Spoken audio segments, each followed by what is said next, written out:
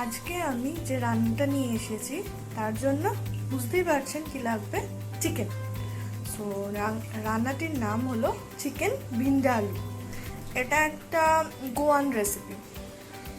তো ফার্স্টে আমার এখানে সব ইনগ্রিডিয়েন্টসগুলো রাখাই রয়েছে, আমি আপনাকে আরেকবার বলে দিচ্ছি। ম্যারিনেশন করতে হবে চিকেনটা ফার্স্টে, বাট আমি বলে দিচ্ছি প্রথমে কি কি লাগবে। ফোড়নের জন্য শুকনো লঙ্কা, কাঁচা লঙ্কা, নুন, হলুদ, কারি পাতা মাঝে লাগবে, নট ফোড়ন। আর এখানে যে বাটাটা রয়েছে সেটার মধ্যে আছে সর্ষে, কালো সর্ষে, পোস্ত, ভিনিগারের মধ্যে ম্যারিনেট করে বাটা রয়েছে। কালো সর্ষে, পোস্ত, ভিনিগারের মধ্যে ম্যারিনেট করে বাটা রয়েছে।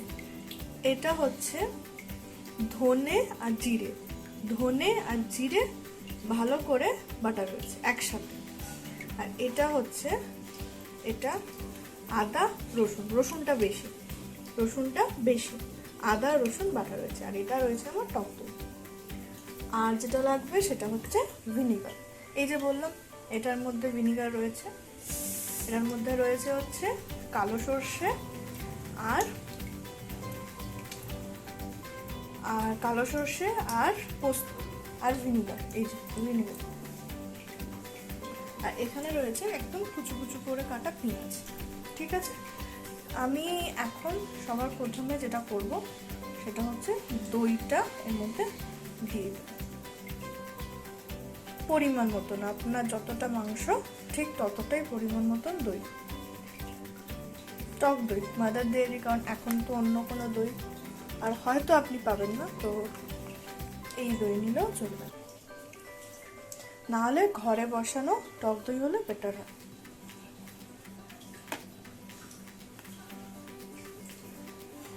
আর দেব হচ্ছে এই যে আদা রসুন বাটাটা, এটা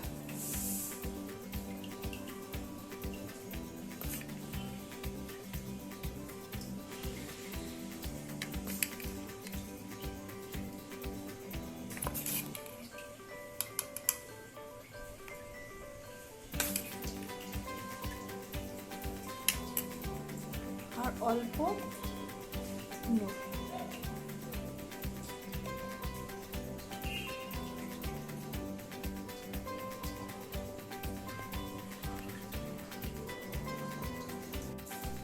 তো এরপর আমরা মেশাবো। এখানে দেখুন কি কি দেওয়া রয়েছে। এটা হচ্ছে লঙ্কা গুঁড়ো, হলুদ আর নুন। আর এখানে যেটা এনেছি সেটা হচ্ছে একটু সর্ষের তেল। এটা পুরো ম্যারিনেশন লাগবে। এই যে আদা রসুন বাটা অলরেডি আমরা দিয়ে নিয়েছি। আর এটা হচ্ছে জিরে আর ধনে বাটা, এটাও পুরোটাই হয়ে গেল।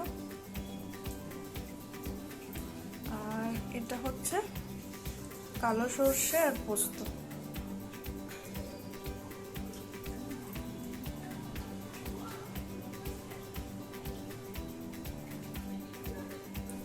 হলো, এবার যাচ্ছে একটু লঙ্কা গুঁড়ো, এবার যাচ্ছে একটু হলুদ,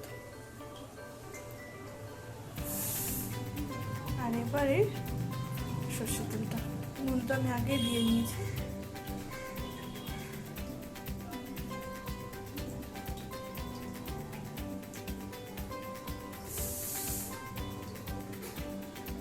এবার এটাকে খুব ভালো করে হাত দিয়ে মেশাতে হবে।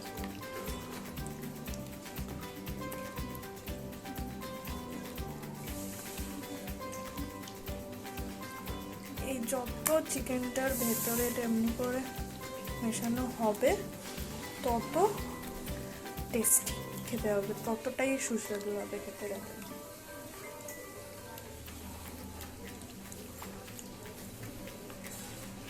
এই জিনিসটা, এই মিশ্রণটা ম্যারিনেশন করে আমার ম্যারিনেশন করা হয়ে গেছে। এটা আমি এখন ঢাকা দিয়ে রেখে দেবো। 3 ঘন্টা রাখলে খুব ভালো হয়। যতক্ষণ ম্যারিনেশন করবে ততটা মাংসের ভেতরে সব মশলা ঢুকে যাবে আর ভীষণ ভালো খেতে হবে। সো আমাদের ম্যারিনেশন করতে রাখা হয়েছিল, এখন আমার ম্যারিনেশন হয়ে গেছে মাংসটা। দেখুন অলওয়েজ এরকম একটা প্লেট চাপা দিয়ে রাখবেন, তাহলে কি হবে মাংসর যে গন্ধটা সেটা ভেতরেই থাকবে, ঝুড়ি চাপা দিলে সেটা চলে যেতে পারে। এবার আমি প্লেটটা সরাই, দেখি কি অবস্থা মাংসটা ম্যারিনেশন করার পর। এই দেখুন,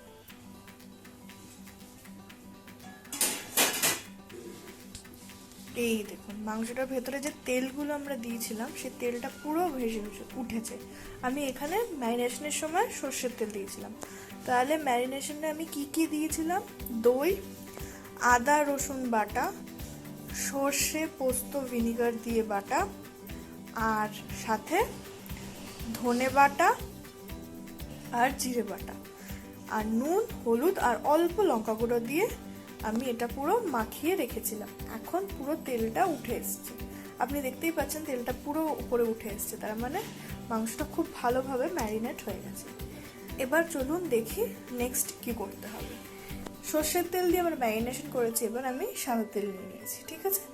এবার সাদা তেলটা আমি দেব।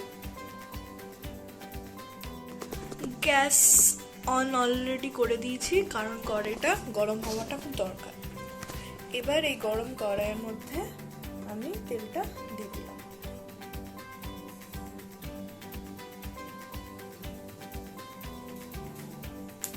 তেলটা আপনি আপনার মতো দেবেন, খুব অল্পও দেবেন না বা খুব বেশি দেওয়ারও প্রয়োজন নেই।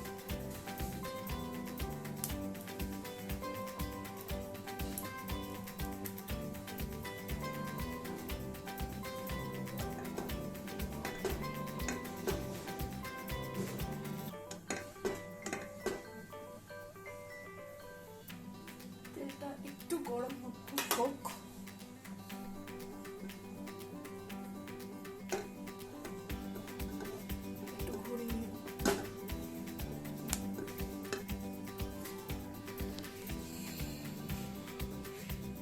ধোঁয়া উঠছে, দেখতে পাচ্ছি কিনা আমি জানি না, বাট আমি বুঝতে পারছি ধোঁয়া উঠছে, কারণ আমার কড়াইটা গরম ছিল। এবার আমি ফার্স্টে এর মধ্যে দিয়ে দেবো এই যে কুচো কুচো করে কাটা পেঁয়াজটা, সেটা। আর ফোড়নে আমি বলেছিলাম এটা দেব, কিন্তু আগে আমি পেঁয়াজটা দেব, তারপরে আমি শুকনো লঙ্কাটা দেব। তাতে কি হবে, শুকনো লঙ্কাটা পুড়বে না, কিন্তু ভালো গন্ধ হবে। চলুন দেখা যাক কি করি। ফার্স্টে পেঁয়াজটা আমি দিয়ে দিলাম।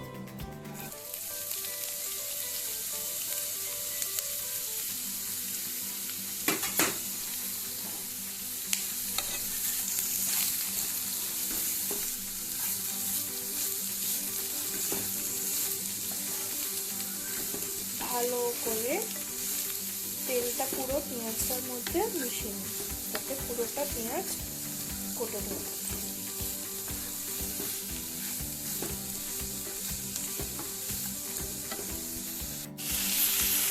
দেখুন আমার পেঁয়াজটা অনেকটা পিঙ্ক পিঙ্ক হয়ে গেছে, মানে অনেকটা মজে গেছে, কারণ এরপরে এই সময় আমি একটু নুন অ্যাড করবো,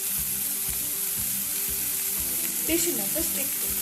কারণ এতে কি হয়, পেঁয়াজের জলটা আরও গলে আমার পেঁয়াজটা আরও বেশি ফুটে।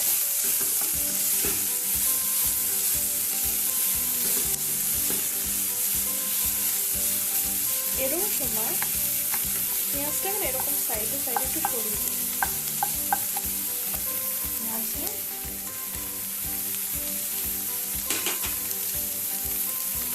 শুকনো লঙ্কাগুলোকে এবার আমি আপনাকে দেখাই। আমি মিডল থেকে চিড়ে নিয়েছি, দেখতে পাচ্ছেন মিডল থেকে চিড়ে নিয়েছি।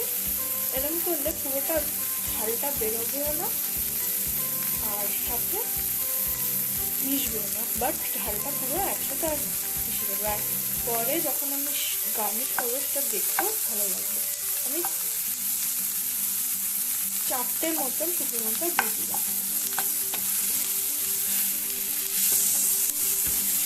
দেখতেও খুব সুন্দর লাগছে, পরে দিন লম্বা লম্বা পুরোটা কুচানো যায়, বাট আমি অন্য করে দিচ্ছিলাম।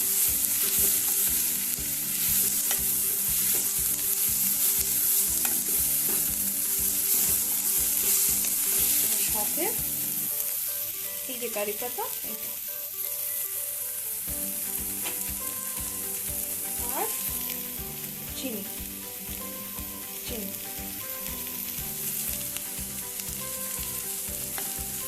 রংটা ভালো হবে।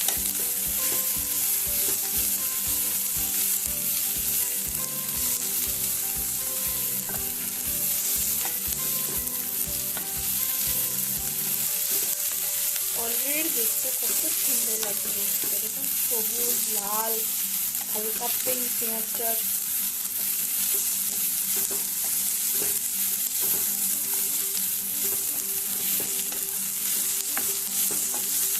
পেঁয়াজটা অলরেডি একটু ব্রাউন হতে শুরু করে, একদম আপনারা দেখতে পাচ্ছেন।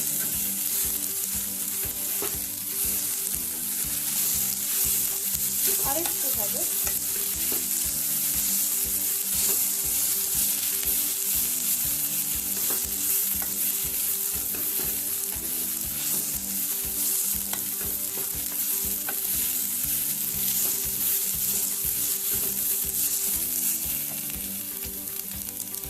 দেখুন আমার ফ্লেমটা একদম হাই আছে।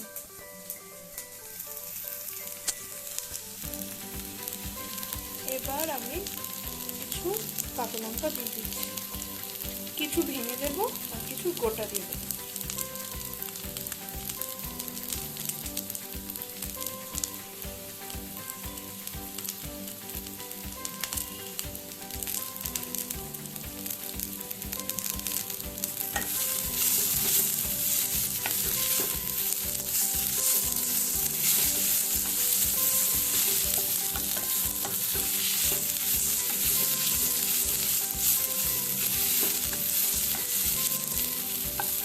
আরেকটু হবে, পেঁয়াজটা আরেকটু লাল হবে। এবার এর মধ্যে আমি একটু হলুদ গুঁড়ো আর একটু চিনি দিয়ে দিচ্ছি, আরো একটুখানি চিনি আমার মনে হলো তাই অ্যাড করলাম। আর অল্প হলুদ কিন্তু অলরেডি ম্যারিনেশনের মধ্যে রয়েছে, মনে আছে নিশ্চয়ই। আরও অনেকটা নাচ, আমার পেঁয়াজটা অলরেডি অনেকটা হয়ে গেছে। কিছু না, এই পেঁয়াজটা যখন আরোটা ভাজা ভাজা হয়ে যাবে, আরও একটু নাড়া হবে আর একটু বাদামি হবে পুরো মশলাটার সাথে, আমি যে এই যে ম্যারিনেট করা চিকেনটা রয়েছে জাস্ট ওটা ওর মধ্যে দিয়ে দেবো, বাস। দেখুন আমার পেঁয়াজটা একদম তৈরি হয়ে গেছে, দেখতে পাচ্ছেন। এবার আমি শুধু এই যে মাংসটা তুলে ওর মধ্যে দেবো। তারপরে যে এই যে গ্রেভিটা রয়েছে দইয়ের জলটা পরে, আগে মাংসটা দিয়ে ফ্রাই করব।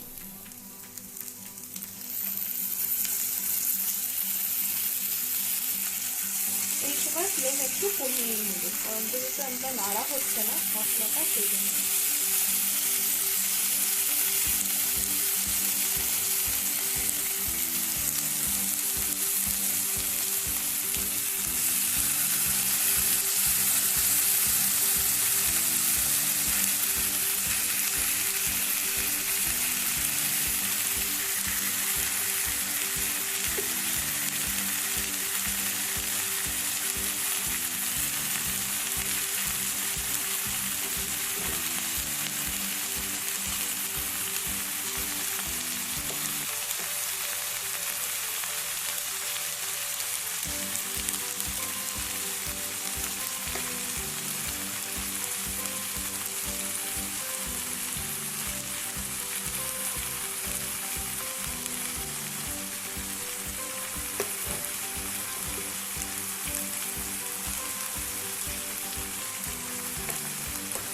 এবার আমি ফ্লেমটা আবার বাড়িয়ে দেব। এই দেখুন আমার শুধু ওই জুসটা রয়েছে, আবার দেখুন ফ্লেমটা কমানো ছিল আমি বাড়িয়ে।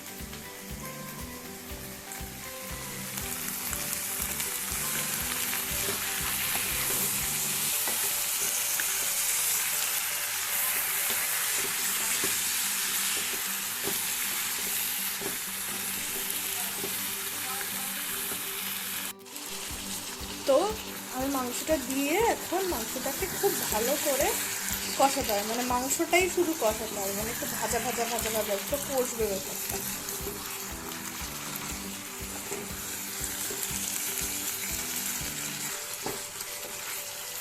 হাই ফ্লেমে কিন্তু, ঠিক আছে? এখন ফ্লেম একদম হাই লাগবে।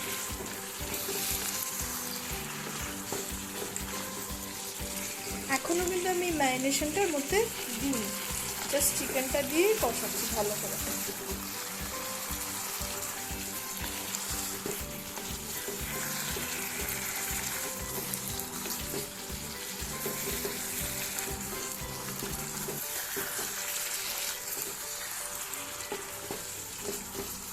অপূর্ব গন্ধ,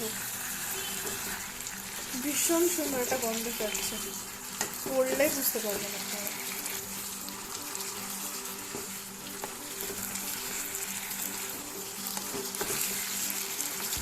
কষতে হবে মাছটা একটু ভালো করে।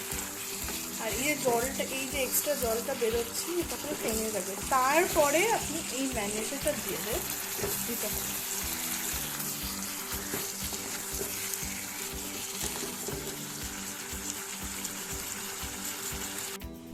এবার দেখি আমরা লিডটা খুলে যে আমাদের কতটা মাংস হয়ে গেছে। আর লাস্ট কিছু জিনিস আমাদের দেওয়া বাকি আছে, বাস তাহলে রান্নাটা আমার শেষ। চলুন এবার লিডটা খুলি। ভাবটা খুব সাবধানে, কারণ লাগতে পারে ওটা হাতে।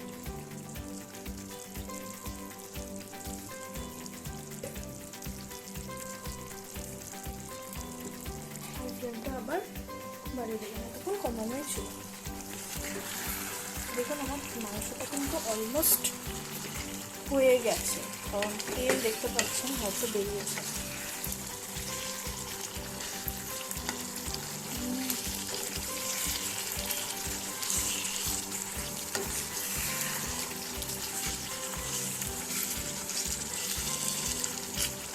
এবার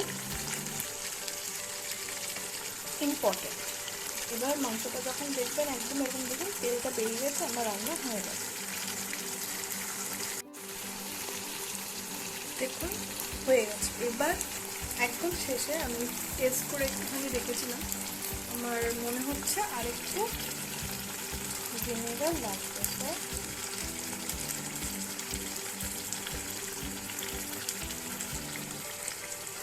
ভিনেগার, আরেকটু ভিনেগার আমি দিলাম,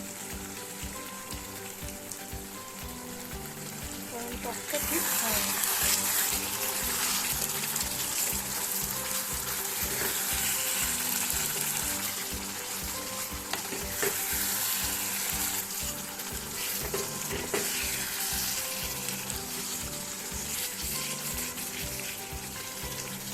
আরেকটু নুন,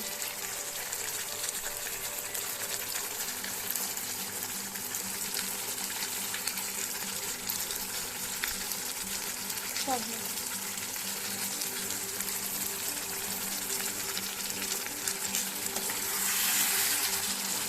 এবার এটাকে মিশিয়ে নেবো, আমার চিকেন ভিন্ডালু তৈরি।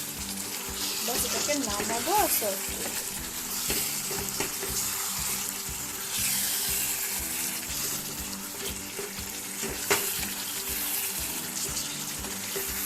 এটা ভাত দিয়ে, রুটি দিয়ে, দুটো দিয়ে খুব ভালো লাগে। ইভেন লচ্ছা পরাঠাও।